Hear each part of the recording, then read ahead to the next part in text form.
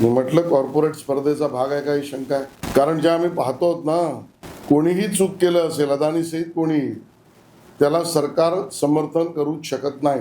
पण पार्ट्या कोणाच्या लग्नाच्या जोडायच्या, कुठल्या कॉर्पोरेट हाऊसच्या फोटो आहेत ठाकरे बंधूंचे, कुठल्या कॉर्पोरेटच्या लग्नामध्ये यांची मुलं नाचणार, कधी गणपतीत नाचणार नाहीत, नवरात्रीत नाचणार नाहीत, कधी दहीकाला उत्सवात दिसणार नाही, मराठा सणांमध्ये कधी नाचणार नाहीत, कधी भोंडला करलेली पाहणार नाहीत, पण कॉर्पोरेट जॉईंटच्या लग्नामध्ये मात्र यांची मुलं नाचणार.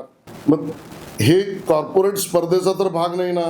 मग असेच व्हिडिओ मुंबईकरांकडे आहेत, कोण कोणाच्या घरी पार्ट्या जोडतोय, कोणाच्या घरी कोण येतोय, कोणाच्या घरच्या लग्नात कोण नाचतोय. आणि त्यामुळे हा कॉर्पोरेट कॉम्पिटिशनचा भाग नाही ना, ही शंका माझ्या मनामध्ये आहे. आणि राज ठाकरे यांना निवेदन आहे, आपल्याला सल्ला देणाऱ्यांच्याकडनं थोडी खरी संपूर्ण माहिती घ्या. कारण मी मागे त्या मुलाखतीमध्ये सुद्धा पाहिलं, ते म्हणाले कुठलं तरी पोर्ट गुजरातमधलं पहिलं अदानींना भाजपने दिलं, भाजपच्या सरकारच्या काळात दिलं. आणि सत्य काय, काँग्रेसचे चिमणबाई, मी चुकत नसेल तर तिथले चिमणबाई यांनी पहिलं पोर्ट अदानीला दिलं. हे काँग्रेस विरोधात बोलायला तयार नाहीत का? महाराष्ट्रामध्ये सर्वात पहिला विजेचा प्रकल्प किंवा व्यावसायिक प्रकल्प अदानींना शरद पवारांच्या काळात दिलं गेलं. हे शरद पवारांच्या विरोधात का बोलत नाहीत?